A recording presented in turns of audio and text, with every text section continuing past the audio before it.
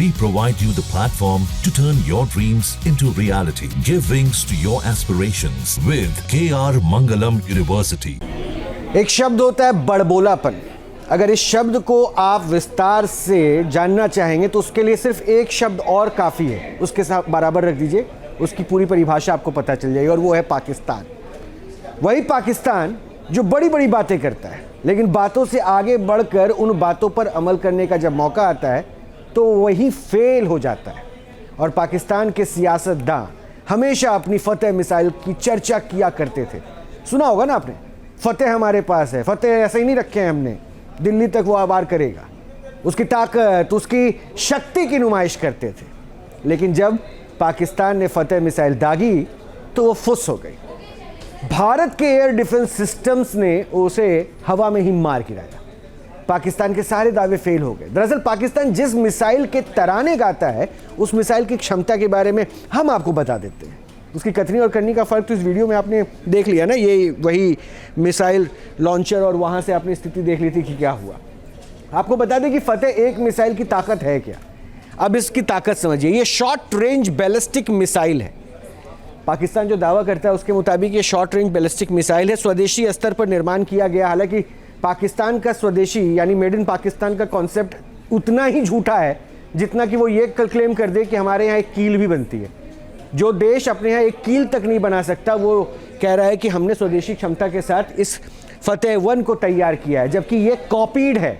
जैसे उनके परमाणु वैज्ञानिक जिनकी वो सराहना करते नहीं फिरते, जिन्होंने चोरी से उठाकर उस फॉर्मूले को एग्जीक्यूट करके पाकिस्तान जिसके ऊपर सबसे ज़्यादा इतराता है कि वो परमाणु कंट्री है, उसी तरह ये भी कॉपीड है। स्वदेशी स्तर पर हालांकि निर्मित करने का दावा किया जाता है। और इसकी मारक क्षमता 150 किलोमीटर है।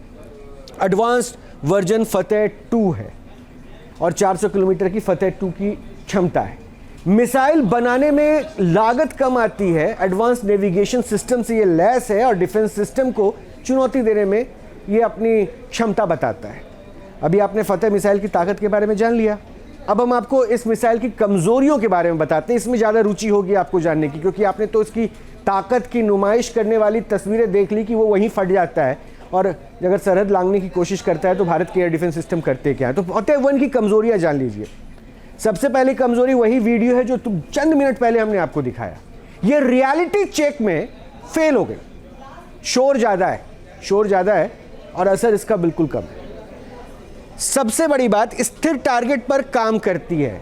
मूवेबल टारगेट पर ये खुद कंफ्यूज हो जाती है कि इसे जाना किधर है। स्थिर टारगेट्स पर काम करती है और S-400 के सामने बिल्कुल भी नहीं चली। हमारे आकाश तीर के सामने ये नहीं चले। लॉजिस्टिक सपोर्ट काफ़ी महंगा है, ये भी सच्चाई है। पिन पॉइंट एक्यूरेसी पर भरोसा नहीं है। इसके बारे में अगर आप बात करें, जैसे हम अपने मिसाइल्स के बारे में बताता है भारत, तो हम बताते हैं कि उसकी पिन पॉइंट कैसी, और आपने उसका एग्जाम्पल भी देखा है। मार्क किया गया टारगेट को, पिन पॉइंट अटैक किया गया, रातों रात ऐसे कुनबों को डिस्ट्रॉय कर दिया गया जहां पर आतंकी पनपते थे। अभी आपने पाकिस्तान की फुस्सी फतेह मिसाइल के बारे में जान लिया, लेकिन अब हम आपको जो जानकारी देने वाले उस पर आपको गर्व होगा। इसलिए ये जानकारी बड़े हौसले के साथ, बड़े गर्व के साथ अनुभूति करते हुए जाने। दरअसल हिंदुस्तान ने ऑपरेशन सिंदूर के तहत पाकिस्तान पर जो पलटवार किया, उसमें हिंद की वायु सेना ने पाकिस्तान के उस टारगेट को, यानी उस लक्ष्य को हिट किया जिसे हिट करना बेहद मुश्किल माना जाता है। इस्लामाबाद में नूर खान एयरबेस और मुरीद के एयरबेस जिस तरह से हिंदुस्तान ने नस्तनाबूद किया, उसे देखकर दुनिया भी हैरान है। और इस हैरानी की अपनी एक वजह है। वजह क्या है हम आपको बताते हैं एक रिपोर्ट से।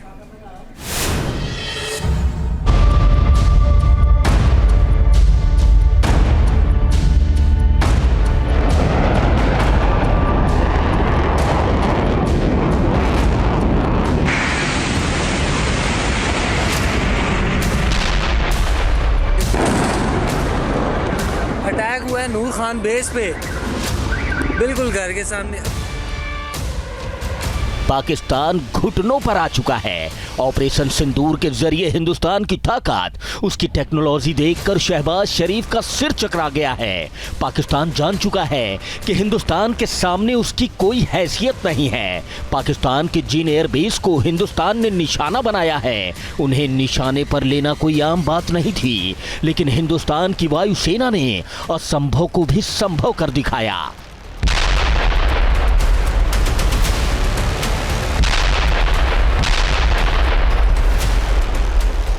इस्लामाबाद में नूर खान एयरबेस और मुरीद एयरबेस को जिस तरह से हिंदुस्तान ने नस्ते नाबूद किया, उसे देखकर दुनिया भी हैरान है। इस हैरानी की अपनी एक वजह है।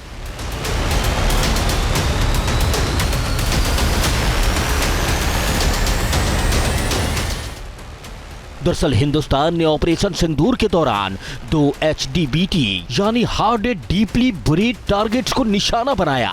दरअसल पाकिस्तान के पास कम से कम 22 ऐसे HDBT थे जो उनके एयरबेस के पास थे। इनमें से कुछ इस्लामाबाद और कराची के आसपास थे। भारत ने ऑपरेशन सिंदूर के दौरान 2 HDBT पर हमला किया और इस हमले में हिंद की वायुसेना ने जीत का परचम लहरा दिया। नूर खान एयरबेस और मुरीद एयरबेस पर मौजूद HDBT पर सटीक वार किया गया।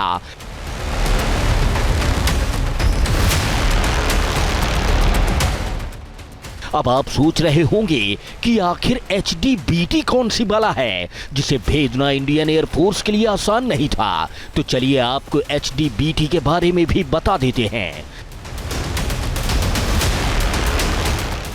दरअसल दुनिया भर की सेनाएं अपने दुश्मनों से अपनी संपत्ति की रक्षा करने का पूरा इंतजाम करती हैं। इन्हीं इंतजामात में से एक पसंदीदा तरीका है HDBT। HDBT के तहत अपनी संपत्ति, अपने हथियारों को दुश्मनों से बचाने के लिए गहरी खुदाई की जाती है और इसी गहराई में अपने हथियार रखे जाते हैं।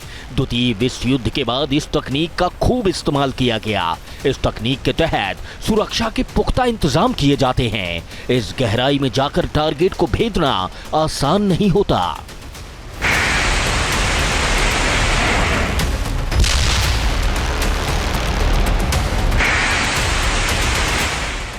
पाकिस्तान ने भी HDBT वाली तकनीक अपना रखी थी, लेकिन हिंदुस्तान की वायुसेना ने पाकिस्तान के 2 HDBT को हिट कर दुनिया को बता दिया कि हिंदुस्तान की एयरफोर्स को यूं ही वायुवीर नहीं कहा जाता।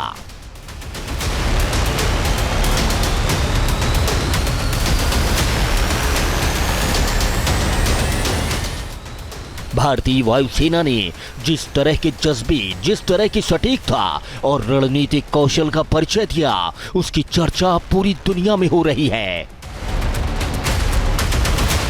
हिंद की वायुसेना ने पाकिस्तानी HDBT को हिट करने के लिए पूरी स्ट्रेटजी तैयार की थी। इसी स्ट्रेटजी के तहत उसने टारगेट फिक्स किए, टारगेट वाली जगह की मिट्टी की जानकारी इकट्ठा की, HDBT की संरचना, उसकी परतों का खुफिया निरीक्षण किया। इसके बाद इंडियन एयरफोर्स ने पारंपरिक भेदक बमों का इस्तेमाल किया। हिंदुस्तान ने जिस ऑपरेशन को अंजाम तक पहुंचाया, वैसे ऑपरेशंस के लिए सटीक खुफिया जानकारी जरूरी होती है। हिंदुस्तान ने भूमिगत लक्ष्यों के लिए भूगर्भीय आकलन पद्धति का इस्तेमाल किया।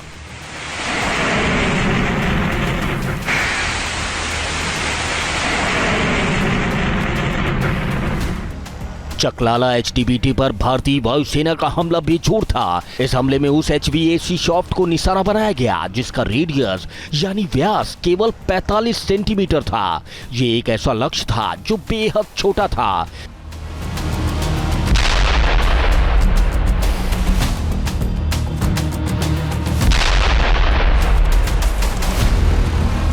ये लक्ष्य हाई रेजोल्यूशन सैटेलाइट इमेजरी यानी 30 सेंटीमीटर प्रति पिक्सल में 1 पिक्सल के बराबर था। इसे निशाना बनाने के लिए असाधारण सटीकता की जरूरत थी।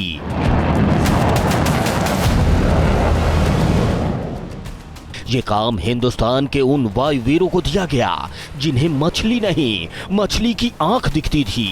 फिर वही हुआ जिसका अंदाजा हिंदुस्तान को पहले से था। पाकिस्तान के चकलाला HDBT को हिट कर ध्वस्त कर दिया गया।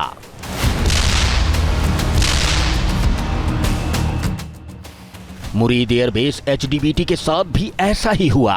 हिंदुस्तान ने अपने इस ऑपरेशन में बता दिया कि आधुनिक युद्ध में मजबूत ISR और भूगर्भीय आकलन के मामले में भी हिंद की सेना का कोई जोड़ नहीं।